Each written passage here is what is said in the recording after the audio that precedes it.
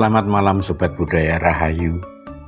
Di Indonesia, aliran kepercayaan adalah bentuk spiritualitas atau kepercayaan tradisional, bahkan merupakan kepercayaan asli yang berakar pada budaya dan adat lokal ya. Aliran kepercayaan ini biasanya tidak terafiliasi dengan agama-agama, tetapi memiliki nilai-nilai spiritual dan filosofi yang kuat dan tersendiri. Aliran kepercayaan itu merupakan satu kepercayaan tua yang diwariskan dari turun-temurun ke dalam masyarakatnya. Prakteknya melibatkan penghormatan kepada leluhur, ritual tertentu, atau juga hubungan dengan alam semesta. Aliran kepercayaan dianggap sebagai bagian dari keragaman budaya bangsa dan dilindungi oleh Undang-Undang Dasar 1945.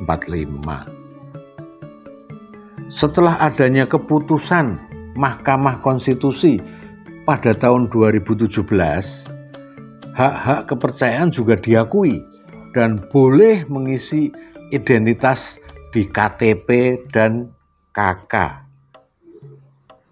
Secara umum, aliran kepercayaan tidak memiliki doktrin yang baku seperti agama, tetapi memiliki sistem nilai, etika, dan pandangan yang terfokus pada keseimbangan alam semesta dan harmoni dalam suatu kehidupan. Ya. Meskipun hak kepercayaan di Indonesia telah diakui secara legal, tetapi diskriminasi terhadap para penghayat kepercayaan masih terjadi, terutama di komunitas rural ya, di daerah-daerah ya. Nah, faktor ini sebetulnya disebabkan antara lain kurangnya publikasi pemahaman edukasi masyarakat ya, dan juga pandangan bahwa agama resmi lebih sah ya.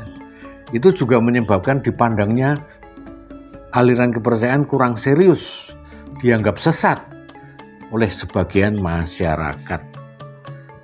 Norma sosial yang menekan, pemahaman minoritas dan keyakinan mayoritas membuat penghayat kepercayaan dipandang sebagai orang luar atau bahkan disalahpahami. Nah, kurangnya dukungan dari aparat setempat juga ada ya. Meskipun banyak regulasi dibuat untuk mendukung hak penghayat kepercayaan, namun implementasinya di tingkat lokal masih sangat bergantung pada pandangan konservatif para aparatnya, menyebabkan diskriminasi terus saja terjadi. Misalnya dalam hal administrasi, pelayanan publik, masuk sekolah, kemudian juga izin kegiatan dan lain-lain. Stigma dan stereotip negatif pada aliran kepercayaan seringkali dianggap identik dengan praktek-praktek klenik, mistik, dan bahkan perdukunan. Maka mereka kebanyakan dipandang rendah, bahkan dicurigai. Untuk menghapus diskriminasi terhadap penghayat kepercayaan, diperlukan upaya terpadu dari berbagai pihak, termasuk pemerintah, masyarakat, dan penghayat kepercayaan itu sendiri. Diperlukan suatu edukasi dan sosialisasi tentang toleransi beragama. Edukasi ini harus menjelaskan bahwa setiap warga negara berhak memilih keyakinannya dan bahwa semua keyakinan berharga dalam kerangka keberagaman budaya Indonesia. Sosialisasi melalui media massa seperti film dokumenter, talk show, short video, kampanye publik bisa membantu meningkatkan pemahaman ini. Nah, juga kita butuhkan kesadaran yang ditanamkan oleh aparat pemerintah.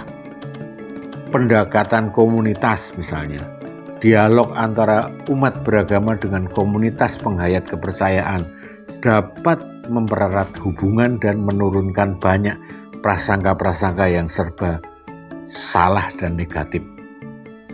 Nah, perlindungan hukum itu juga perlu. Kemudian juga peran media tadi itu sangat penting sekali untuk menyelesaikan pemahaman-pemahaman yang berbeda antara yang rasional dan kemudian juga antara yang dianggap sesat.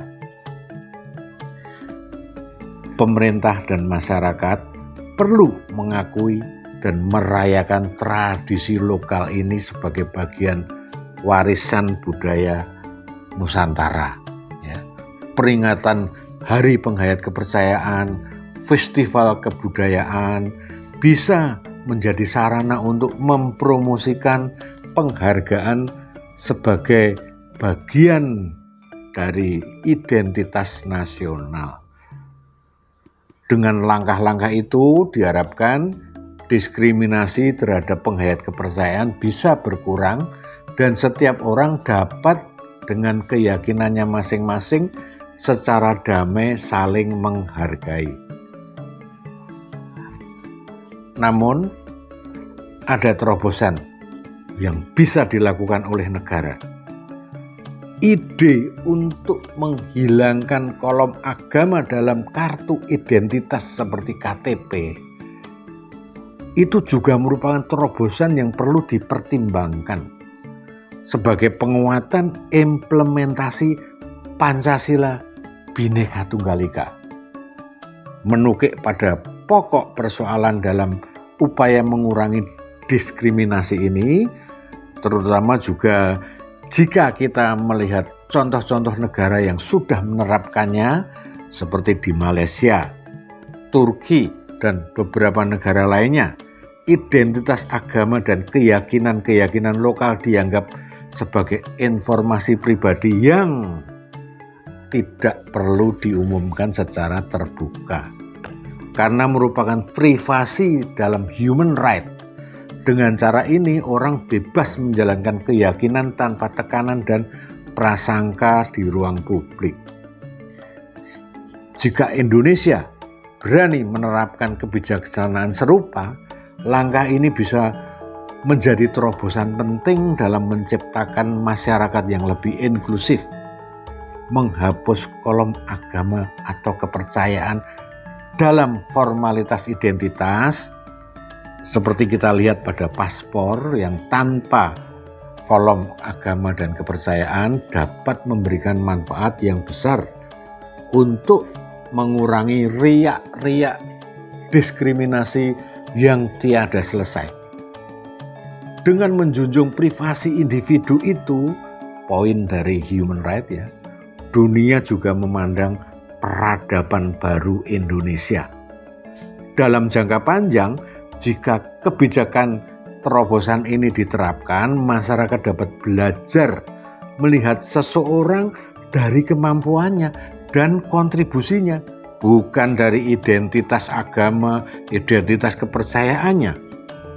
Indonesia memiliki potensi besar untuk memimpin dan membangun harmoni dengan pendekatan yang lebih berani dan inovatif untuk dunia. Nah, pendekatan dengan mengutamakan catatan sipil sebagai lembaga utama merupakan ide yang relevan untuk mendampingi terobosan ini, terutama dalam konteks Indonesia yang memiliki keragaman suku, budaya, adat istiadat, dan berbagai keyakinannya. Dengan mengalihkan fokus pencatatan ke lembaga sipil, negara dapat lebih netral dan inklusif dalam pelayanan publik. Karena jika dengan demikian tetap seperti keadaan sekarang, sebetulnya siapakah yang menciptakan diskriminasi ini? Indonesia dapat menyongsong peradaban baru yang lebih bernilai tinggi. Melihat seseorang bukan dari identitas agama atau kepercayaannya. Dalam kejawen, ya, Urip iku hurup. Hidup itu bermanfaat untuk sesama. Urip iku hurup. Merubah hidup penuh adab, bermanfaat bagi sesamanya. Sastro Jendro Hayuningrat Pangruwating Diyu. Rahayu, rahayu, rahayu.